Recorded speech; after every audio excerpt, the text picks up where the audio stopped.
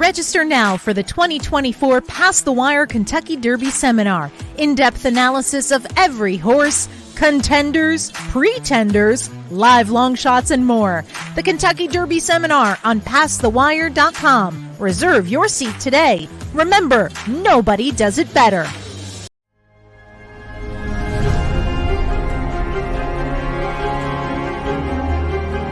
Greatest Honor has taken the lead now.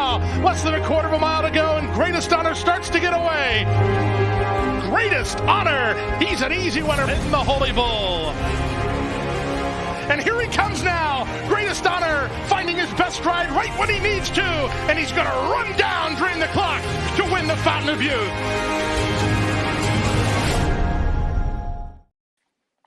All right, welcome in. Late night edition on Past the Wire TV. Jim Gazzale, Kevin Gazzale, trying to get off the bench here in 2024 with a late pick 5 sequence that we actually hit. Kev, what's going on? Nothing much. We actually had a good weekend last weekend without hitting a single pick 5 at any track, but we were able to pretty much nail all 3 winners of the big prep races. So now it's on to Keeneland, which I've been pretty good with the turf. The dirt racing at Keeneland, however, aside from Sierra Leone, has escaped me. So we'll see if we can get it together this weekend. I have to assume, given all the rain that they got there today, maybe the turf is listed as firm, but there's going to definitely still be some moisture in it. Might be a little bit softer than normal, I would expect, for Saturday.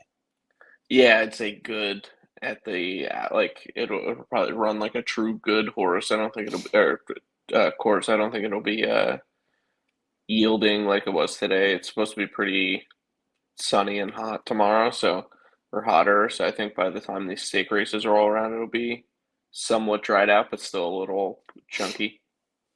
All right, let's dive in here.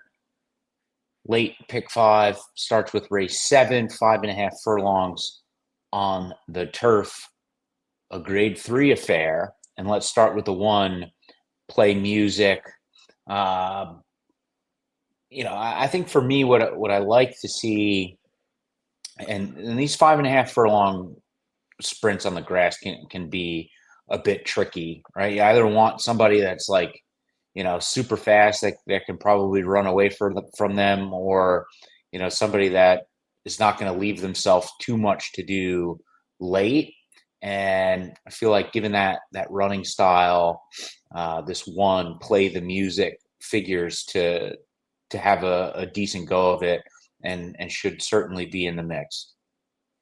Yeah, I just really like the way she's kind of turned it on in this 4-year-old season. Really jumped up in her pace figs, especially, and like you said, at Keeneland, 1 post, 5.5 furlongs. You want some early speed, and you want a good late pace fig. Sometimes you get these horses that have like 90 speed figures, but a 70 on the late pace, and they're just begging for the wire. This horse, I think, can stay up front with that front group and hopefully, come charging down the stretch. Yeah. No PPs to show tonight, unfortunately. So we're halfway flying blind, and that means everybody's got to pay close attention to what we're saying. We'll show the ticket at the end.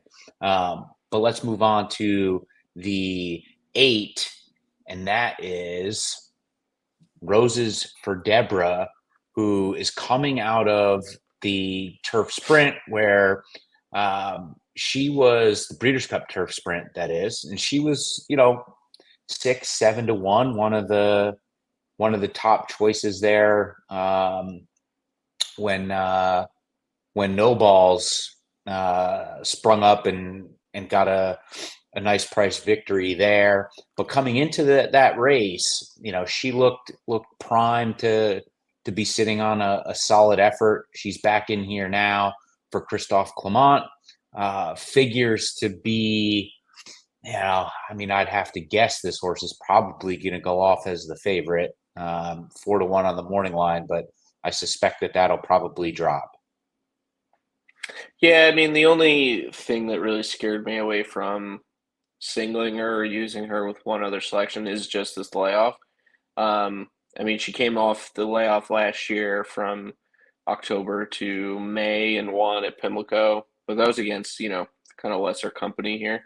Uh, so that's the only thing that really scared me off. But I mean, when she got going in the summer at Saratoga, she was, one of the best turf sprinters in the country. So she's definitely the horse to beat in here. The only thing that scares me away from really pressing is the layoff.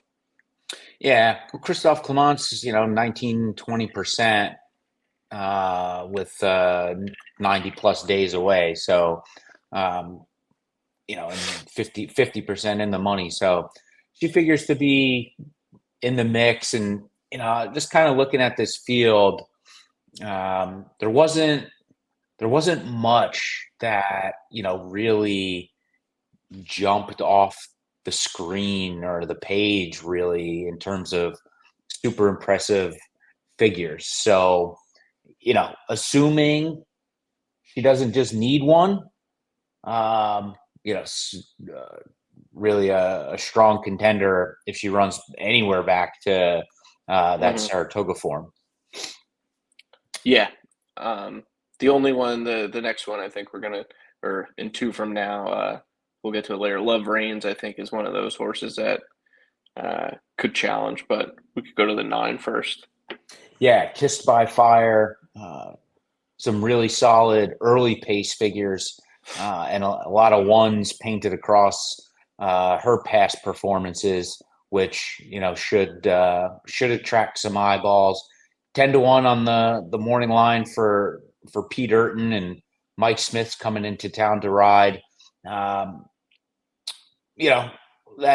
early pace figures to be, typically is a critical factor in these 5.5 furlong turf sprints. So, certainly a contender at what figures to hopefully be a bit of a decent price here. Yeah, I mean, especially with these front runners, I just want to see that this horse isn't going to fade before the wire. And she's done just that. She's kind of, she's won a lot of these 5 furlong races. The only race that looks like she kind of faded was the downhill turf at Santa Anita, which usually plays more like a mile race. The only thing that scared me about this horse was actually Mike Smith getting on this, because he is just a not great turf rider in the grand scheme of things compared to other jockeys. So that's the only thing that scared me. But I mean, this horse is won with Mike Smith, so I just thought, and this horse is going to be a good price shipping in from out west. It's probably going to, be a little cold on the board. And then the 12, Love Reigns. It went off as the favorite in the juvenile turf sprint back at Keeneland in the fall of 22. Was pretty disappointing that day.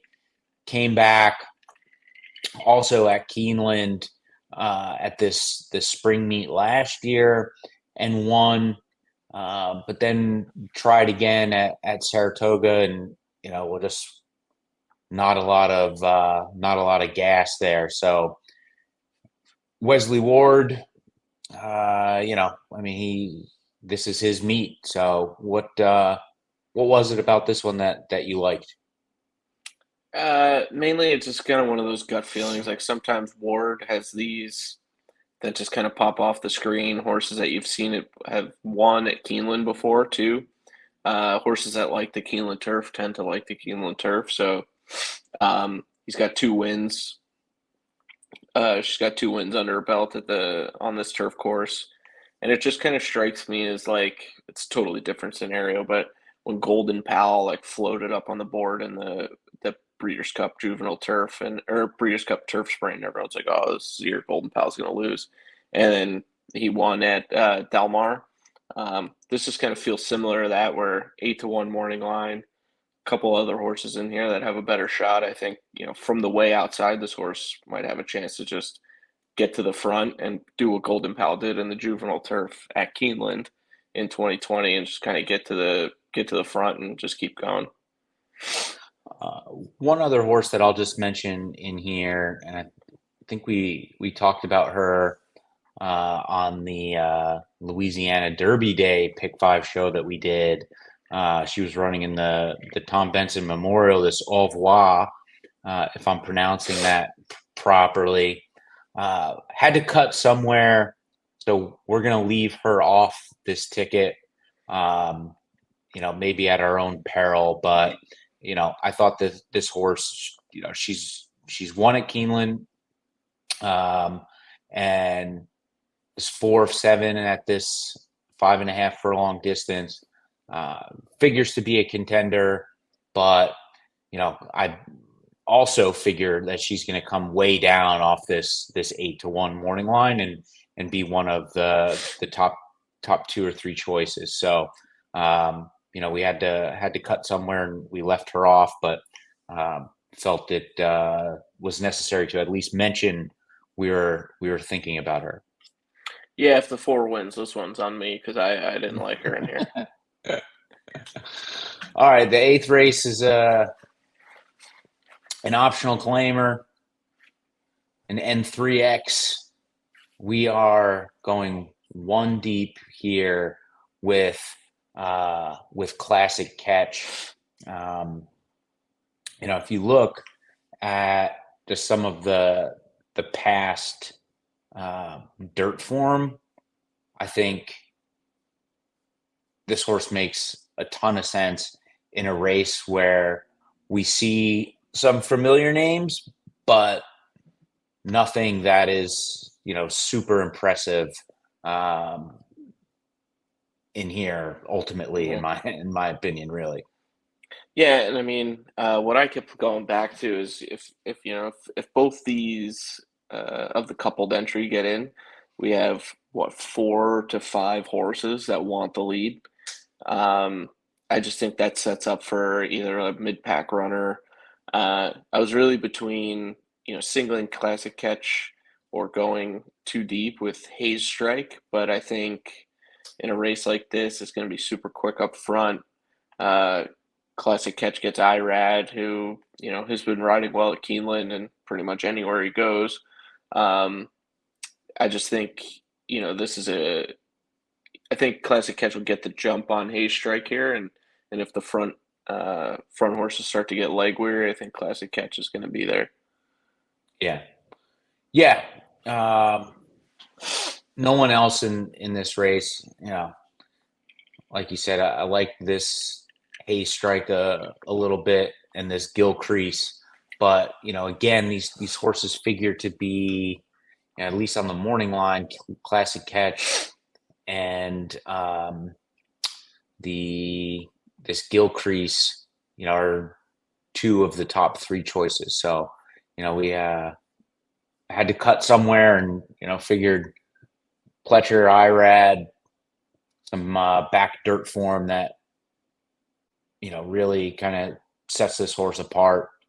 We're gonna take a shot with which will likely be the first or second choice here.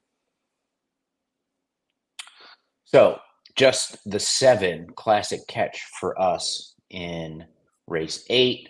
On to race 9, the Jenny Wiley, always a popular and important turf race during the Keeneland Spring Meet, and we are going 3 deep here. Let's start with the 3, Elusive Princess. Yeah, I think this horse with the trainer switch and kind of getting into this 4-year-old season is kind of, and even last year, just really coming over from Europe, has kind of exploded into a good horse. I mean, she's 1 for 3 since coming over, but huge speed figs, works well. I just think this kind of sets up in here. You have some horses coming off some layoffs with some good trainers, but she's already got a race under her belt this year. I think that gives her a little bit of advantage. I don't know if we're going to get 8-1 on the morning line. These Keeneland morning lines, you really never know what you're going to get. But I think there's enough Chads in here, plus the Appleby horse. This horse might be, fourth, fifth choice, which would be good. Yeah, yeah. The 5 is that Appleby horse, English Rose, and it seems like he's on fire so far. Right? Didn't he won a bunch today? He won 1-2 in the Maker's Mark. What it wasn't Master of the Seas winning that convinced me to use English Rose. It was, I forget the name of the horse, but the 3 horse came in second with Gazzale up. In terms of prime power and class ratings, kind of stuff I look at with the European horses to see if they can figure in the horse had no business being anywhere near Sherrill Spite or Integration, and he kind of ran past all of them. So that's why a horse like English Rose, where on paper looks kind of under, like below these Chad Browns in here, but I think also with a wet turf course, this horse you got to use. We're not going to get 9-2. This horse is going to be less than that, but I think this is a must-use horse. Yeah, I mean, this horse will likely go off favorite, I imagine. And then the last one is the 7 Surge Capacity, which just kind of looking at this race might end up being the other Chad in here. Long layoff, but I feel like we've been talking about a lot of long layoffs, finding good spots for good horses with Chad Brown a lot over the last couple of months, and he's been super successful with it. And this one figures to be a decent price. I think probably that 5-1 would probably stick, I imagine, which would be worthwhile, I think, in here. Yeah, I mean, the way I looked at it was this is the youngest and most lightly raced Chad in the race. Fluffy Socks, I've loved watching and betting on Fluffy Socks, but 6 years old, speed figures really aren't, like, you're not expecting Fluffy Socks to make a jump in her figures. Where Surge Capacity has that chance, already has a win on a yielding turf course, which ripped our hearts out when we were there in that pick 5. There was like 5 Chads in that race, and we had 4 of them, and he was the one that won. I just think he's going to be the longest of the 3, and he has the most chance to improve speed figures wise. He's working out incredible, and he shows that he likes a wetter turf course or is able to win off of it. Yeah, I agree with you on the Fluffy Socks. She's run 24 times. I still don't think she has a grade 1 win, which it always seems like if there's multiple Chads in a grade 1, the one, and I have no stats to back this up, but it always seems like the one who doesn't have the grade 1 wins the grade 1 at a longer price. But I think there's more upside with Surge Capacity at this point than there is with Fluffy Socks. So I'm on board with you there. Yeah, Gina Romantica, she won that First Lady in the fall meet, and that was her first grade 1 over in Italian. So and that she's the example that sticks in my mind when I threw that out there. I remember you telling us to bet her that day, and we didn't, and she won. I was all over in Italian. I thought she was the best turf horse in the world last year. And it's just strange just to note too that, like, it seems like Gaffleone is getting first call for Chad Brown now.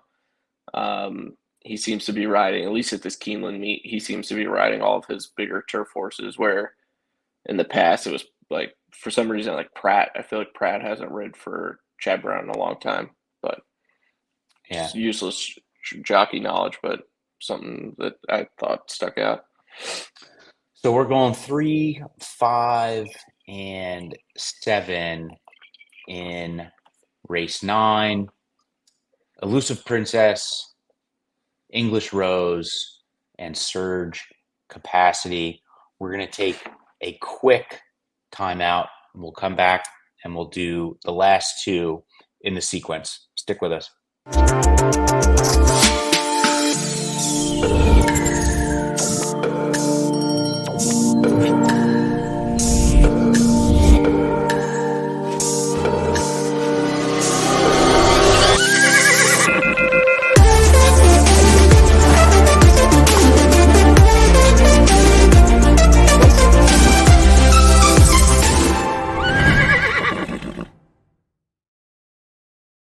Solo Mini, a top 10 first crop sire in 2023, standing at McMahon of Saratoga. 14 first crop winners, including My Shady Lady, winner of the $500,000 New York Stallion Series 5th Avenue Stakes, Grade 2 winner, Winstock, and Stakes winner, Solo Shot. Solo Mini, the 7th leading freshman sire and the only top 10 freshman sire with a Grade 1 or Grade 2 winner. He sired a $700,000 2-year-old at the OBS April sale. His juveniles sold for nearly 6 figures on average, more than 12 times the stud fee. Solo Mini, a controversial DQ from being a Grade 1 winner by 2-time Horse of the Year Curlin, standing at McMahon of Saratoga Thoroughbreds.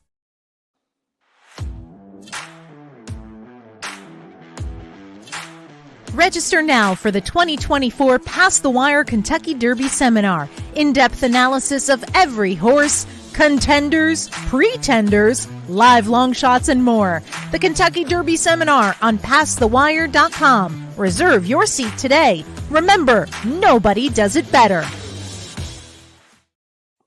All right, welcome back in. I'll reiterate that last little promo, PassTheWire.com.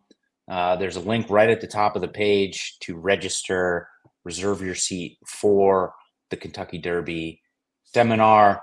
John's going to be covering the Oaks, the Derby, and those 2 late sequences on both racing days. So plenty of races, plenty of insights, plenty of knowledge.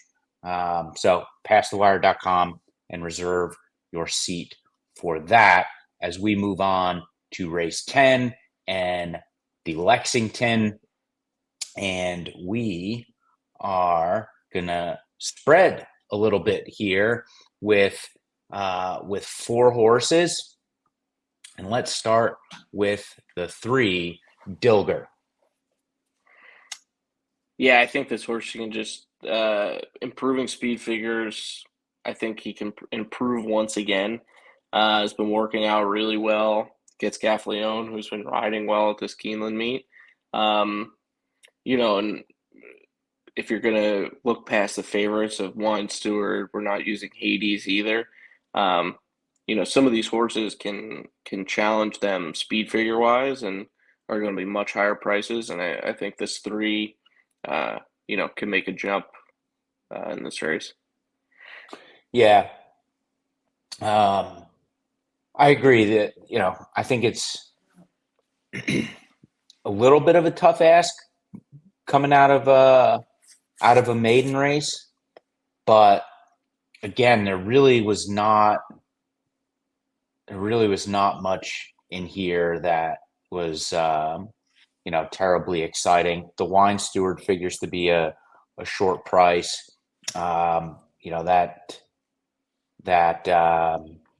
That layoff and scratching out of the Breeders' Cup is concerning.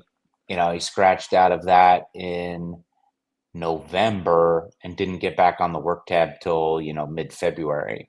Had been working consistently since then, which is a positive, and the works have been seemingly pretty sharp, but just figures to be a super short price in a race that has some evenly matched contenders with a long layoff there. Just some questions that it was worth it to us to look elsewhere and avoid that short price and kind of take our chances. If you come up with one reason to drop the favorite, you drop the favorite. And we just rattled off about 2 or 3 of them. So it's something you do, and if Wine Sword wins, you just move on to Sunday's late pick 5. The 4 Footprint for Ken McPeak.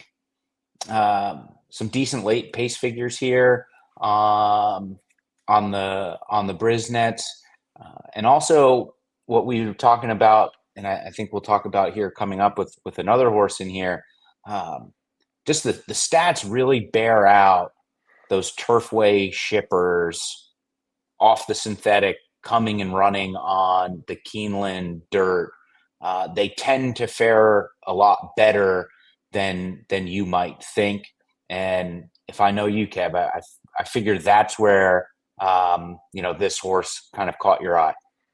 So that was one angle I was playing up, and generally I don't like to play Kenny McPeak horses, but this is just no stats to back this up. I feel like he wins the Lexington a lot. I feel like not last year, the year before he won the Lexington. And then he always seems to have one kind of good horse around this time.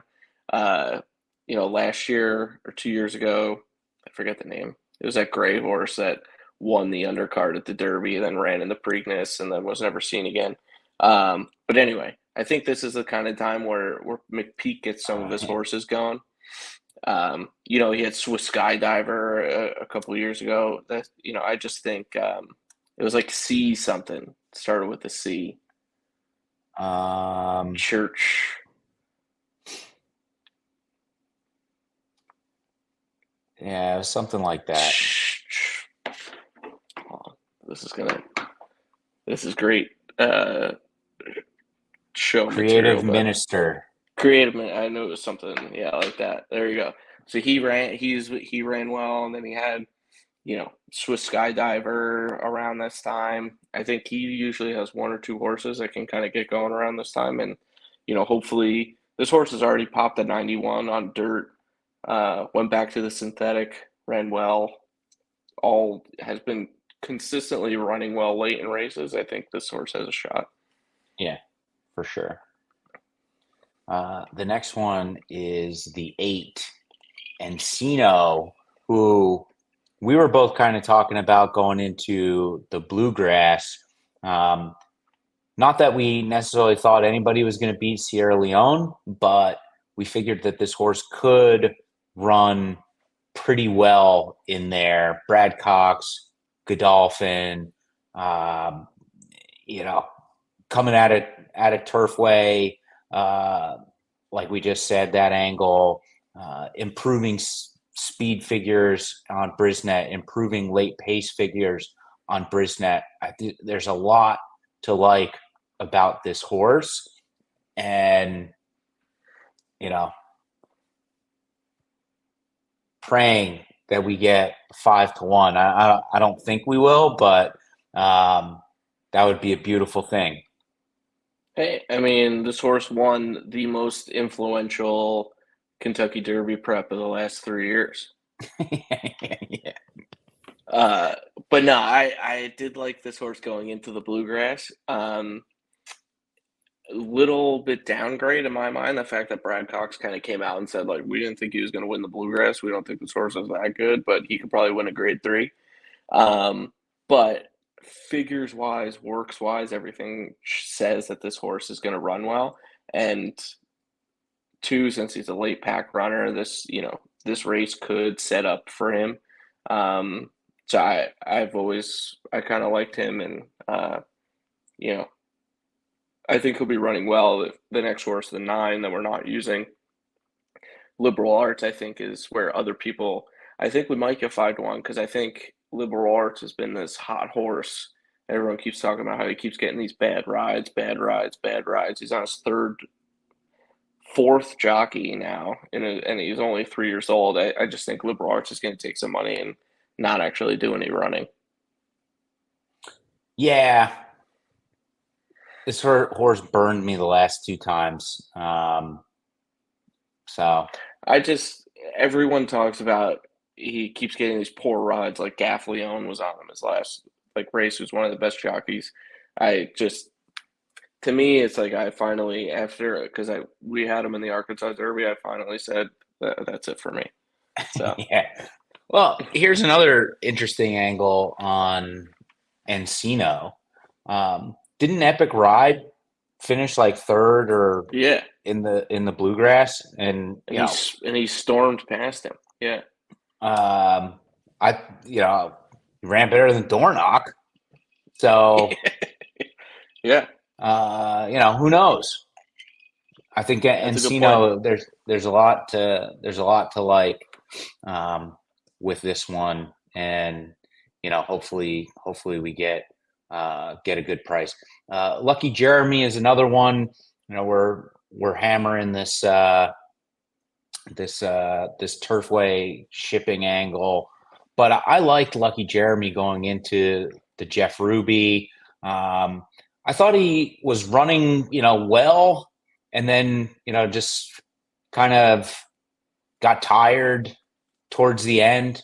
Perhaps the 1.8 miles is a bit beyond where he wants to go, so he's back in at 1 1/16. But I think there's some quality to this horse, at least stacking up against the rest of this field. And I like him, which figures to be close to double-digit odds, I would think.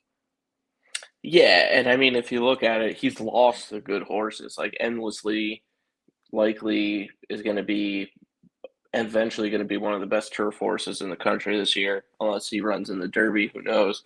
And then lost a Stronghold, who just won the Santa Anita Derby pretty, not convincingly, but, against strong competition. I just think there's not many killers in here, and he might be able to clear and get to the front from the 10 post and kind of.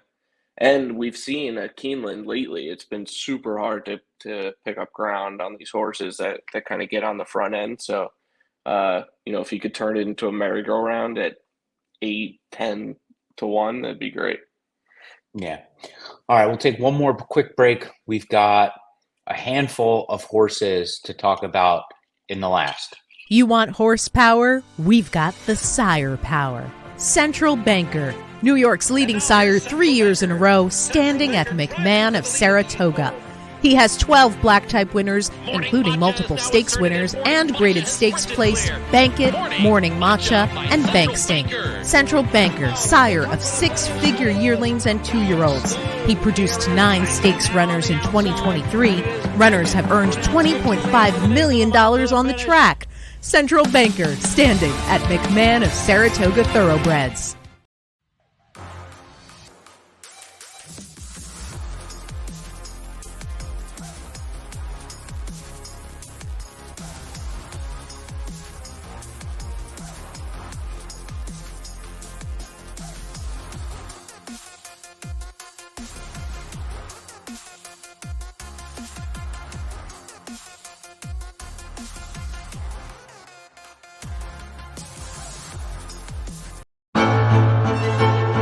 Jackie's Warrior quickly in front here by 2 lengths.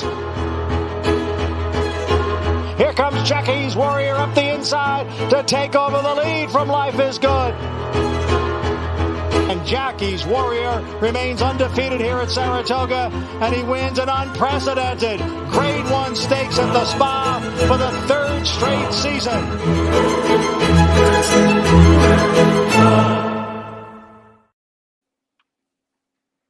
Jackie's Warrior, cool horse. Good couple of years of fun at Saratoga.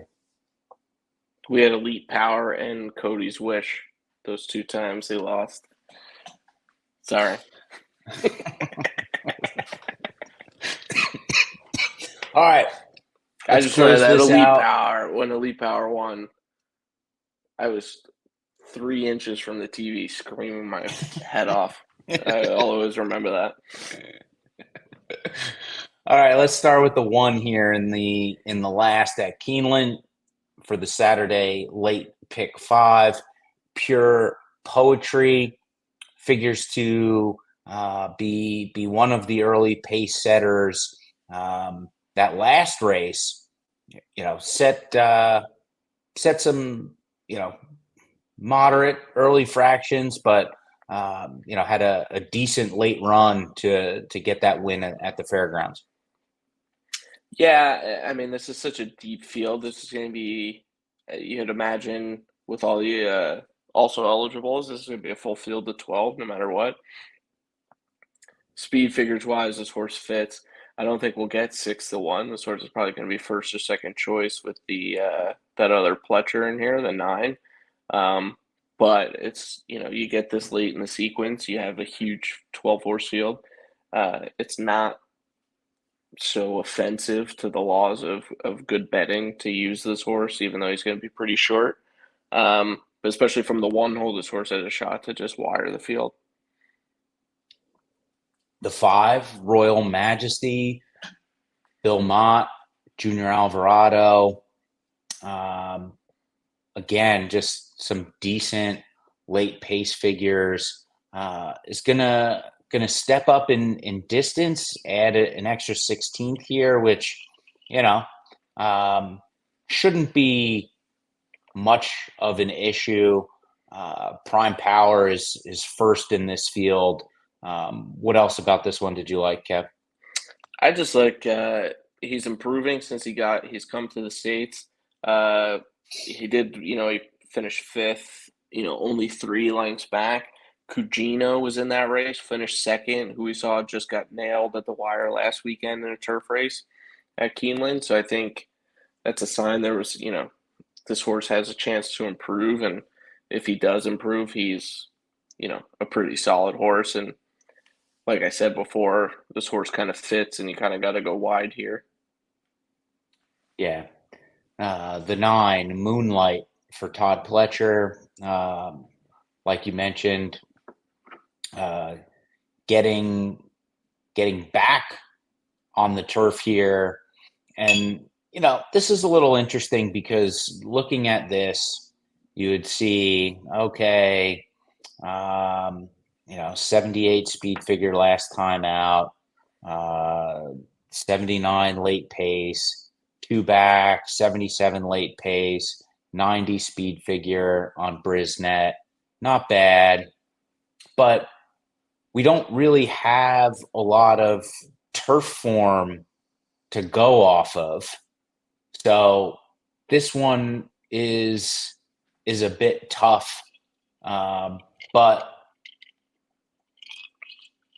we'll see what shakes out here. I don't know what did you like about this one? It looked like they were trying to get into the Kentucky Derby running in the Risen Star and the Remsen, but now they're changing paths. Yeah, I think this horse is just always a turf horse, and these owners, kind of got in the mindset of this horse could be a Triple Crown horse. It's Triple Crown eligible, and finished 2nd by a neck on debut at Saratoga, which is always tough to do in a turf race. Everyone's trying to get their horses into Saratoga. Breeding wise, this horse shows that it's more of a turf horse than a dirt horse. And, can finally add some Lasix, gets IRAD up, good works. I mean, the horse is probably going to be favored.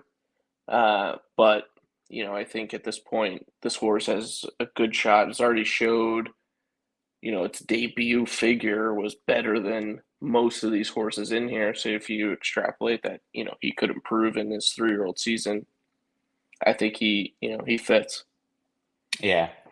He finished 2nd by a neck to Carson's Run for West Point in that maiden race at Saratoga.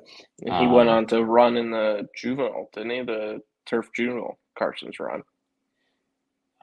Yes. I'm not sure. Win, but yeah, I'm not sure how good that horse actually is at this point, but we'll see. We'll see. All right, the 10, Beyond Stoked. Brian Lynch, Johnny V. This one, we do have some synthetic and turf form to look at. Pretty even running line, it looks like, across the early pace to late pace. What was it about this one that you liked, Kev? Mainly these some good workouts. I liked the jump in the late pace figure coming into the 3-year-old season. I think it just shows a little more fitness, a little more. Or sorry, I'm looking at the wrong horse. Um, Well, I it just technically like, did jump 3 points. yeah, I was looking at the 11 who we're eventually going to talk about. Um, I just think with this horse, second time off the layoff, second start of 3-year-old season, really good works. Had a 47 and 4 furlongs at the end of March there. I just think this horse has a chance to jump up. Brian Lynch has good numbers recently, gets John Velasquez. It's one of those, I think this horse may float up a little bit just because he doesn't really jump off the page, but I think this horse has a decent chance. Yeah. And then the 11, Frontline Warrior, Shug McGahee, Frankie Dettori. Like you said, two back, 72 late pace figure on Brisnet. And then the first start at 3 popped a 90 late pace figure. Still finished fifth, 3 lengths back of the winner, but we'll be making second start as a 3-year-old.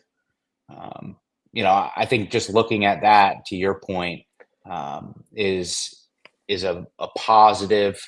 And I think what you said a couple of weeks ago doing one of these shows, when you have a good late pace figure and you're going to stretch out in distance, that typically bodes well, and something that you like to key in on. Yeah, and like I was saying before, horse popped a 90 on the late pace on Brisnet for the first time getting out of the 70s. Already has a win at Keeneland, broke its maiden at Keeneland on the turf.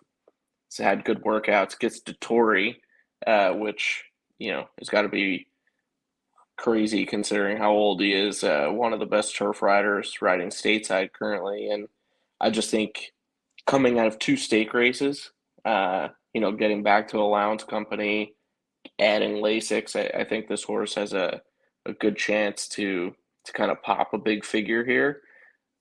Considering the connections and the war front pedigree, I don't know if we'll get all of the 8-1, but he's definitely worth using. Yeah. And one other thing too that's worth mentioning is what does really good on the Brisnets is the current class and the average class last 3 for the turf races.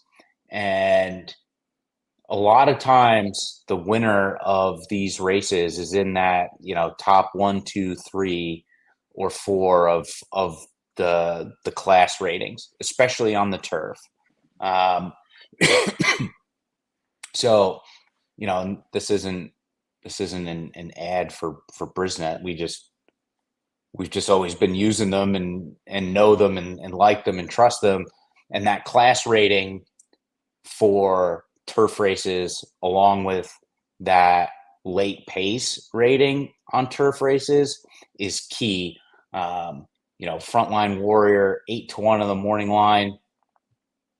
Doubt we get that, but third in current class for this Frontline Warrior, the 11, third in current class, third in average class, and a 90 late pace in the last race. And the top late pace from anyone in this race is a 95 last time out. So I think if you just look at those 3 things, those criteria, you have to think that this horse is going to run well and be in the mix at the end. Agree. All right. The amount of times I've lost races and I go back and look, and this horse is in the top 3, 4 of current class and has a top 3, 4 late pace last race, I would be retired. Well, hopefully what we're looking at right now is the key to our retirement. Race 1, 4 deep, 1, 8, 9, 12. Race 8, we're singling this classic catch. Race 9, 3, 5, and 7, 3 deep, and then spreading in race 10, 3, 4, 8, 10, Encino and Lucky Jeremy in there in the Lexington, and then race 11, spreading even more, 5 horses, 1, 5, 9, 10, 11, and we just sang the praises of the 11 frontline warrior on the grass. So any final thoughts as you look at this ticket laid out here? No, I would say if there's one, if you're wanting to play, I think if you add another in the 11th, it would be 160 if I'm wrong, maybe a little cheaper. The 7 Massive was one that I kind of was on the fence about between similar to the 11, improving figures at the end of the 2-year-old season, gets Lasix, gets Luis Saez, Brittany Russell, great trainer. Opportunity for this horse to pop was kind of one I was on the fence about. So that would be my other, if you want to play a bigger ticket, I would add 7, but I think the 11 and the few we went with have better shots. All right. We'll leave it there. One last look at the ticket. Thanks for playing along. Good luck if you're fading us. If you're fading us, you're doing pretty good. But yeah, right. At one point, we're gonna. It only takes one. We're gonna hit one of these. It only takes one. All right, Kev. Good luck. Let's see if we can string one together. Let's do it. Peace. Cyberknife was a very talented horse from day one. Fast horse, able to carry it around 2 turns. Looks a tremendous amount like Gun Runner, same ability and talent. Holds the track record in the Haskell. He won it in impressive fashion, beating a very good group of horses. His name is Cyberknife! Excited about him passing on his durability, his soundness, and his talent. He could definitely be a breed-shaping stallion.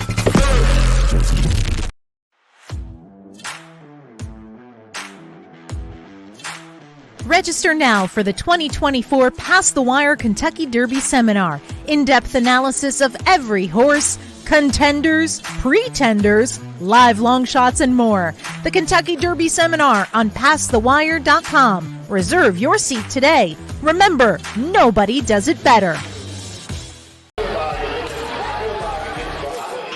Nobody does it better.